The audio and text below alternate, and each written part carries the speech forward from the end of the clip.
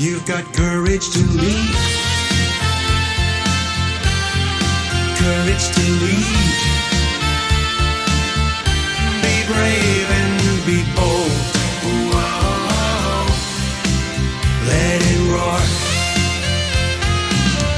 Welcome to the Courage to Leap and Lead podcast, where each of our guests share the stories of courage that helped them become powerful leaders. Before we start today's show, please remember to visit 𝗪𝗔𝗪𝗘𝗪𝗡.com, where you can find all the episodes and other excellent resources, all at 𝗪𝗔𝗪𝗘𝗪𝗡.com.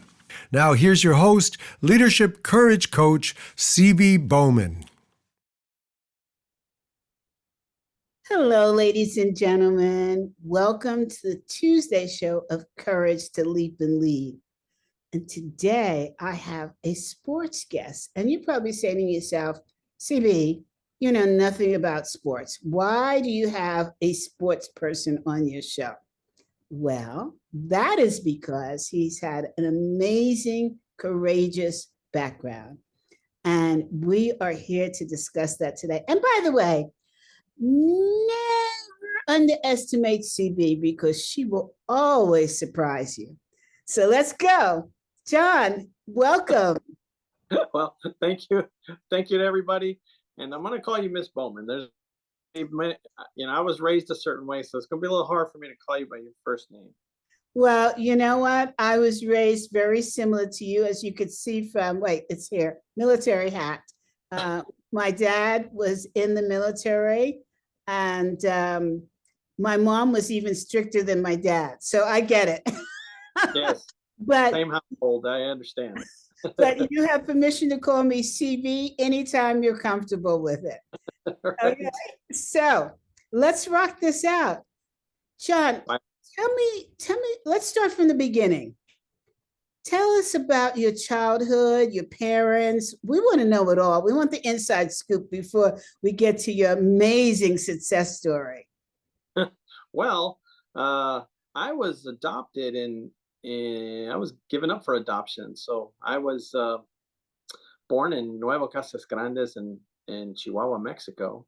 Mm-hmm. And I was given up for adoption. I was essentially, someone was looking for me. So it was my parents back in Arizona. They had wanted to adopt a child, and they contacted someone back there. And when it came time for me to be adopted, it was right away. They went and they picked me up. So I was raised in Tucson, Arizona. And wait, how old were you when you adopted? 4 days. Oh, whoa. Yeah. I have to interrupt you here because I've heard so many adoption stories, and it seems to me that adopted folks are the most successful in business. It's something I've been observing. It's like you guys have a special fire in your belly to succeed. And it's so impressive. There's a lot of theories behind being an adopted child. Right now, that you could talk to any walks of life of two varying opinions on this. Some mm-hmm. are very disappointed by how they were given up for adoption, and they suffer from that. Others, like myself, were a beneficiary of it. I got an education and was provided something that was, just put yourself in a position of thinking about like I have to give up somebody for adoption. It's not some easy task here. Mm-hmm. Get whatever the circumstances were. It's not simple. And there are theories about what's called the adopted self. How does that child, they feel like they have to prove themselves worthy. So maybe that has a lot to do with it, by proving that they belong. So did you ever meet your birth parents? Yeah. So about 8 years ago. So all through my journey, right? I wanted to, in my 20s, I was wondering like how come I'm, somebody doesn't know who I am. I was told I was given up for adoption that I was adopted when I was around 10. And so you don't have any idea. At least I didn't. Wait, you were adopted twice? No. I was told I was adopted when I was 10. Oh, okay. Mm-hmm. I didn't know any. No one knew. There's no adopted children in my neighborhood. Nobody knew what this was. So as I grow older, I start to think like, wow, why wouldn't somebody want to? Aren't they curious, to know who I am? And it's a little bit just naive, a little bit ego-driven, perhaps, because here I am, somewhat successful as an athlete, and no one's coming to see who I am. And so I was naive. And then, then in my 30s, you start to think about like, I'm gonna go look. But now your life gets a little bit more complicated. Now you're into child rearing days, and then my 40s came, and I'm thinking, okay, but now other life experiences are happening, and you just don't get the time. When I turned 50, I decided I'm going to take a DNA exam. I'm fascinated by this.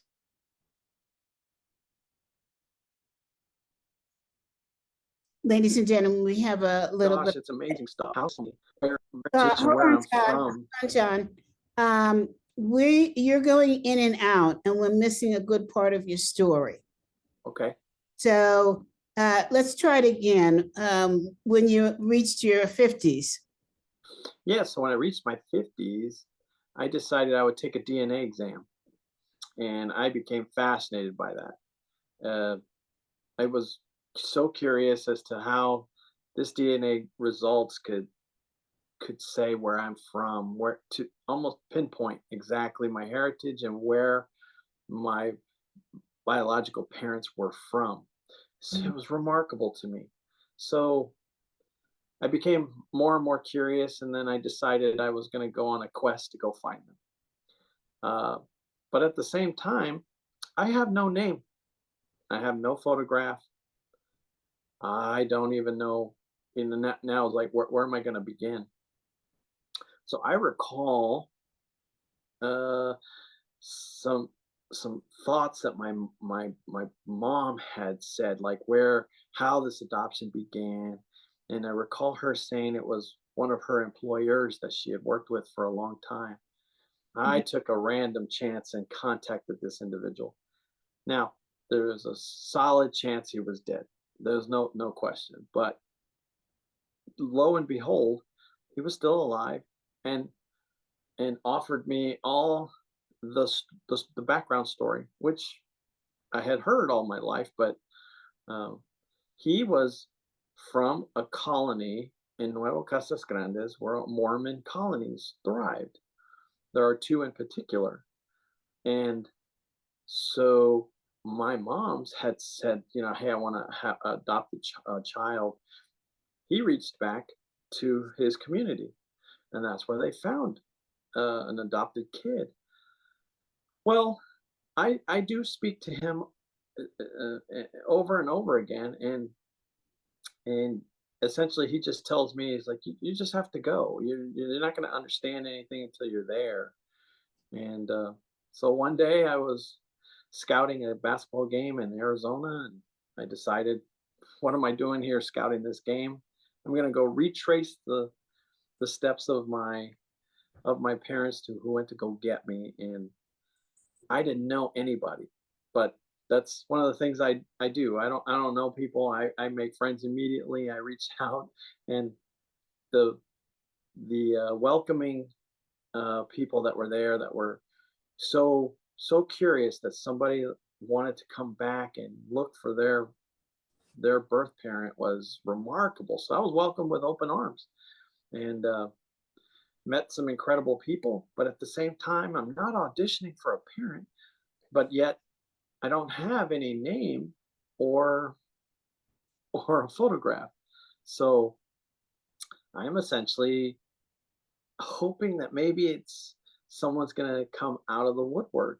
And I come to realize, that could be someone's secret.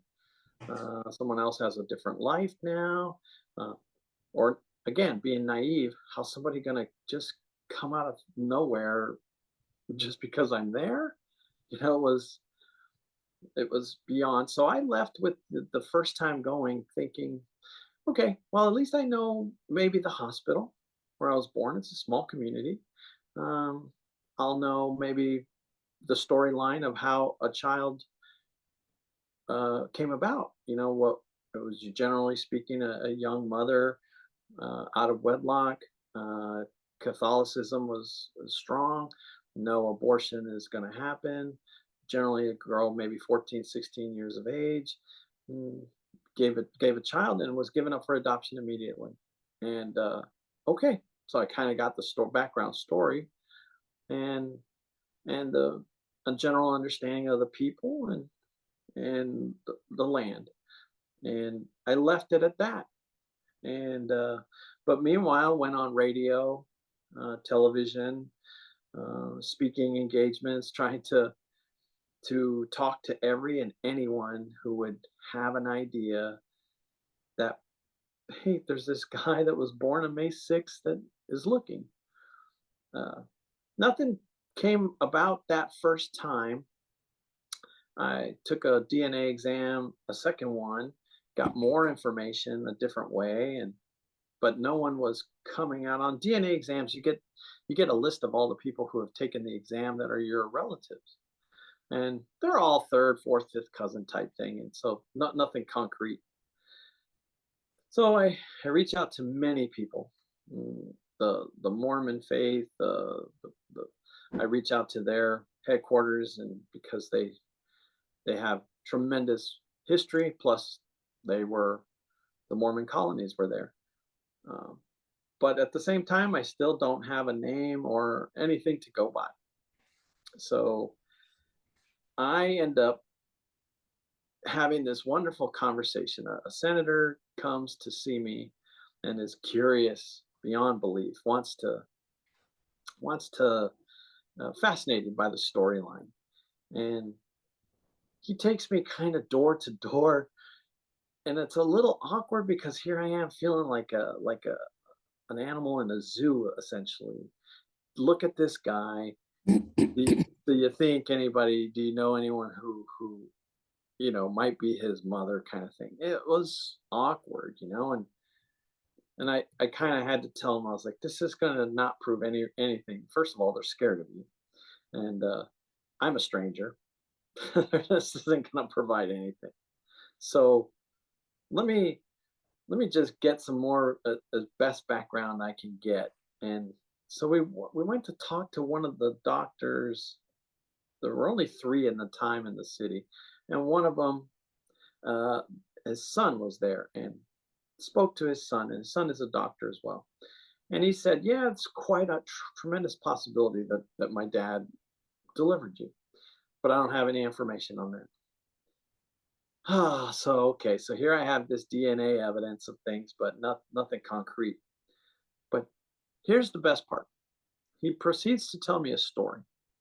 He says, 30 years ago, there was this gentleman that came, didn't speak any Spanish, and was looking for his mother, and had a little photograph, and went door to door and stayed here for about 3 or 4 weeks, and found her. And I was like, God, what an amazing story. I don't have 3 to 4 weeks, but I can't do that, kind of thing. But remarkable. And so I leave with this understanding of, like, maybe this isn't just going to happen. I'm content. I know what I came for. I know exactly where I'm from. I got great friendships in the area. So it's okay. Well, I had taken a 3rd DNA exam, and in this 3rd DNA exam, this results come back, and it now has 2 ladies on there that say they're my first cousin nieces.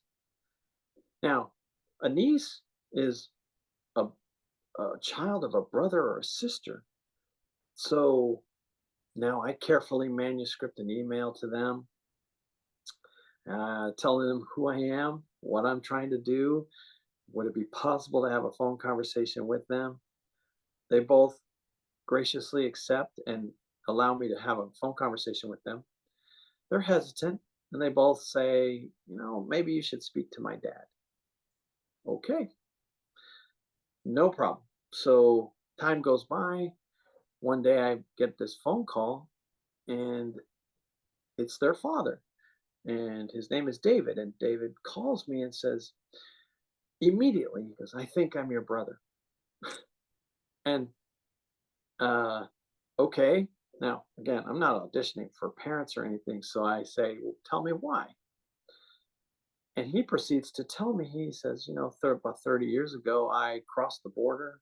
I didn't speak any English. I went door to door. And I'm just letting him have this conversation.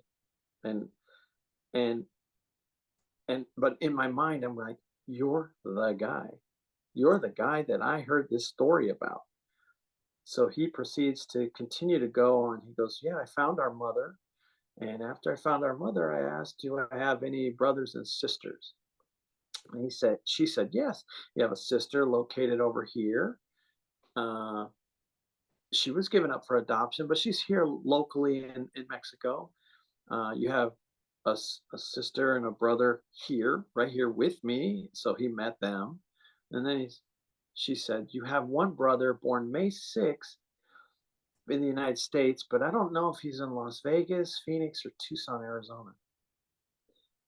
Now I'm flabbergasted. And so he proceeds to tell me that he gathers up his siblings, crosses the border, and goes searching for me with all of them. Now, I don't know, had they been able to find me, again, here I am in my 20s. It's naive of me to say, like, if they had said something to me, that I would have been welcoming and wanting that. You're ego driven in your 20s and so on. And here I am, this athlete. It wouldn't have probably been any good. But once I heard all that information, I told him, I said, you're the guy in the story. This is remarkable. I heard all about it. And yeah, he knew who that doctor was. And so now I planned a reunion, and I went back and I met them all. My mother and father had passed away already, but my birth mother's sister was still alive, and I met her and listened to her tell me of how it was. They were very poor. They were on a ranch type of a situation. Their father was barely able to make any ends meet. Another baby being born here would have been possibly not fed well enough to survive. And so adoption was what he told her to do. And but it was wonderful to hear, and then to hear how they met. And then I met my father's nephew, and to hear his side and telling the story, that my father was in the rodeo and died an early death. A horse landed on him, but nevertheless, to see these photos, to see things, it was almost like an Oprah Winfrey show at one point. It was like, now all of a sudden here I have 5 brothers and sisters, 20 nieces and nephews. They're all together. We have this hotel that I'm staying at. The whole town knows why I'm in town. The general manager of the hotel says, the lobby is all yours. Shut the doors. I'm out. No one's going to be in here. This is all yours to have a conversation. I mean, remarkable stuff. And so that's the journey I took by just not knowing, but it's taken a chance. It's what I've done my whole life. Does it take courage to do that? Yeah, you bet. Because they have to think about, like, what if they don't want to meet you? Okay, now I was comfortable in my own skin. By you don't have to know me. I just wanted to know where I was from. But what if, you know? And they were thinking the same thing. What if I don't want to? They had survivor guilt of all things. They Mm. were so emotional that I was given away, and here I am telling them I'm the beneficiary of this.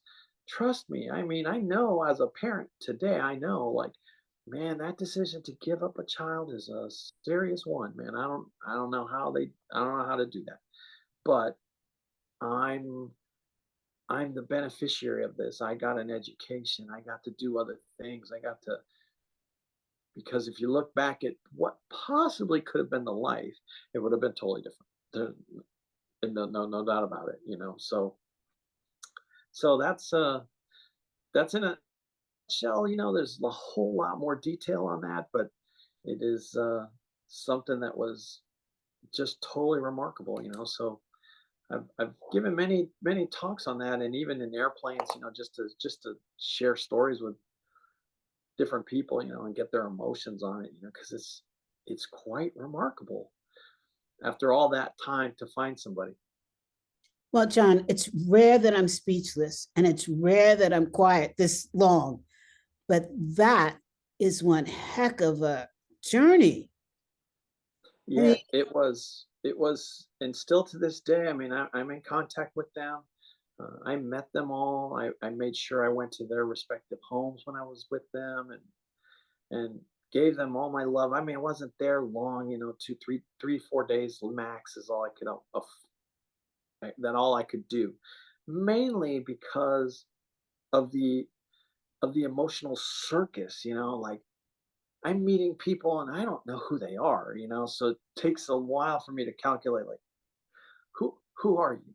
I mean, because I need to know, I need to categorize in my own brain first, uh, an immediate family member, not, you know, so that I can digest this information.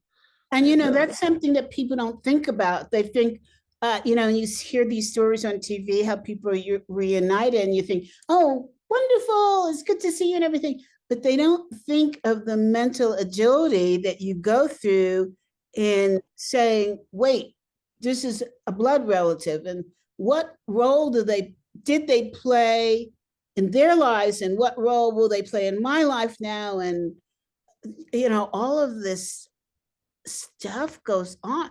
I don't get how you were able to process all of this. as I told you in my earlier years, I don't, but in my 50, when I turned 50, I was ready for this adventure. Um, I literally went unseen, met people that I had never met before in my life, go to a city I've never been to, and to top it off, I drove because I wanted to reenact the same method that my own mom and dad did. Wow. And it's a small town, rural, you know, kind of thing. But boy, the people I met, you know, I was given like a key to the city. I was given just this Wow. tremendous, a basketball tournament was named after me, you know, all because I'm this guy that was from there who came back. I gave a talk on my book while I was there, and I mean 50, 75 people showed up. And and but they're all curious, you know, as to why I'm there. You know, they want to know this story, you know. And at the same time, I talked to some older people there, and I asked them, I was like, you know, I was kind of shocked, like no one came to see me. And this one gentleman put it in fantastic perspective for me. He's, how was anyone supposed to reach you? You know, there was no means of that kind of communication. And see you, I mean, this was poverty. I mean, how are they going to do that? But I mean, and it was unique perspective. You're absolutely right. How are they going to find me? So your adoptive parents, were they from the same area as your birth parent? No, no, not at all. I mean, it was just because of my birth or my adopted mother working with that gentleman that connection came. Wow, unbelievable. And do you have children? Yeah, I have 2 sons. Yeah. Now, how did you explain? So did you? My questions in my head, I've got to get them straight. Yeah. When you went on this journey, how old were your children? Let's see. They're 25 now, so they're still in high school, maybe. Probably before high school. And So what did they? that was 8 years ago. So yeah, they were still in their teens. What did they think about you doing this? And first of all, did you ever tell them that you were adopted? Oh yeah, yeah. I don't never hide the fact that I was adopted. I mean, that was something I carried with me the entire time. And Uh, what did they think about the fact that their dad was adopted? Did that make a difference in their life? Did it make them stronger, curious? What? not, I think you'd probably have to venture to having that conversation with them exactly, as they're now 25 and 21 years old. They're probably more mature to be able to explain that. I personally didn't see anything different other than they knew that I didn't carry that as something negative. I carried it as a badge of honor that I constantly told them, that I was adopted, and because that's what I was. I didn't hide it from them. So and when they knew that I was doing this, hey, they know that it's a heck of a journey, a risk that you're doing. Yeah. And I told them, I was like, there's a 100% chance I'm not going to know anything, but at the very least, I'll know where I'm from. I'll know exactly. So for them, this was also a journey because now they'll get to know about their birth grandparents. No question, they'll know a lot of things. It was a bit overwhelming, I can tell, because what you know as your own family member, now it has now come with more. Yeah, yeah, yeah. And I told him, I was like, nothing substantially is going to change. For the moment, it seems like it's overwhelming. You're going to get a lot of attention because they now have a new nephew. They're going to give it to you for a while. But the fact still remains, there's been over 50 years of this. We haven't seen each other. That was my first time meeting them. Did your children go with you? No. This was just me alone, just on my solo quest, just to discover and look for this on my own. It was to this day the most I've ever done. I mean,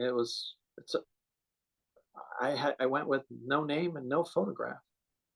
Now, your adoptive parents, are they from the same race, same ethnic background, or are they different?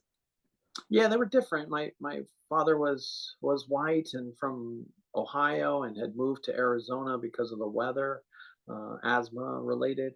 And my mother was of Mexican American descent from Arizona herself, and they met there and fell in love and got married, and then discovered my mother couldn't have children, and that's when they began the adopted journey.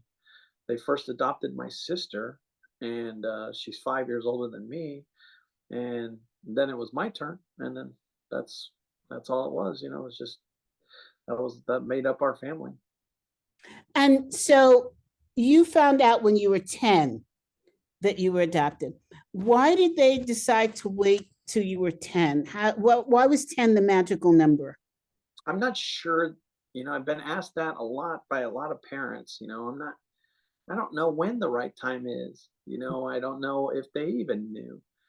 It was just one day, my mother just decided that it was something that she needed to say, and whether or not I could digest that information. I mean, as great as she's explaining what adoption is, I literally went with that information to the front of my house where I had a baseball and a glove. A neighbor comes out. We're going to play catch. And I say to him, hey, I'm adopted. Okay. He doesn't know, because what's that? And I explained it to him, but again, no one knows what that is. There's no one adopted in this neighborhood. What does this mean? Now, where I find out is when I go to school. I tell one teacher, and one teacher is praising the fact that I'm adopted. That's fantastic. You have some loving parents. It's amazing. Tell another teacher, oh, I feel so sorry for you. Gosh, that's terrible. And that's where I start to find out, like, there are different perspectives on this unique subject, but it's how do I take it? Yes. I'm the one that, again, all my parents wanted to do was make sure that I had a private education so that I would have choices in life. So they sacrificed everything they could. The other kids go to public school, but I went to a private one, and it made all the difference. It was, yes, I get this opportunity to play basketball in life, but not without doing my homework. Not without getting grades. I couldn't play any of that without that. I love how strict they were. My mom and dad only had a sixth and eighth grade education, and so they valued that, and that's why I tell you, Miss Bowman, this is why I have to call you that, because this is how I was raised. There is respect levels. You're never going to cross it, no matter how old they are. You treat everyone this way, but this adventure of my academia was every day when I would come home, my mom wanted to do homework with me, and it was so that she could be, hey, I need to get past eighth grade here, and living vicariously through what I was doing.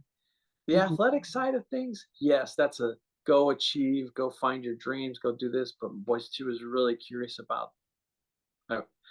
She missed out on the academic, on the going to school, and so wonderful for that. To be a part and let them be a part of the.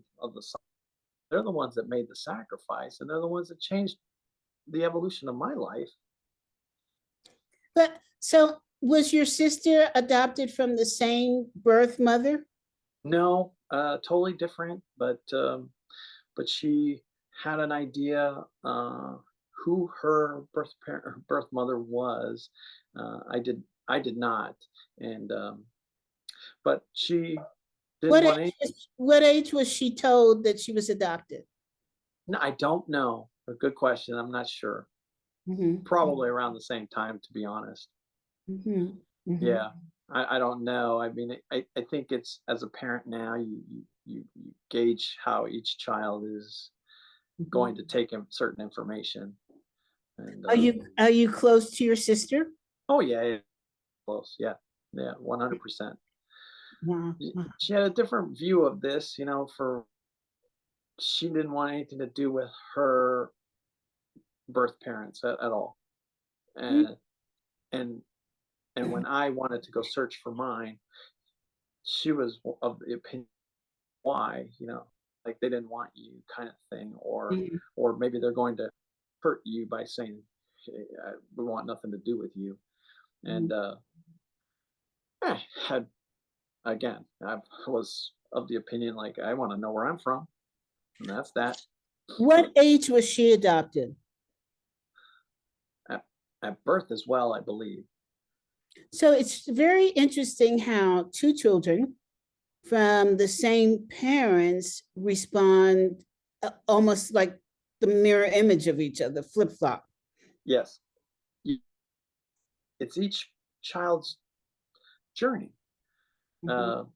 Again, on a number of subjects with adopted children, you'll find that many of them carry a certain way of being left, given up. Why? Is your sister as successful as you are? Oh yeah, probably more so.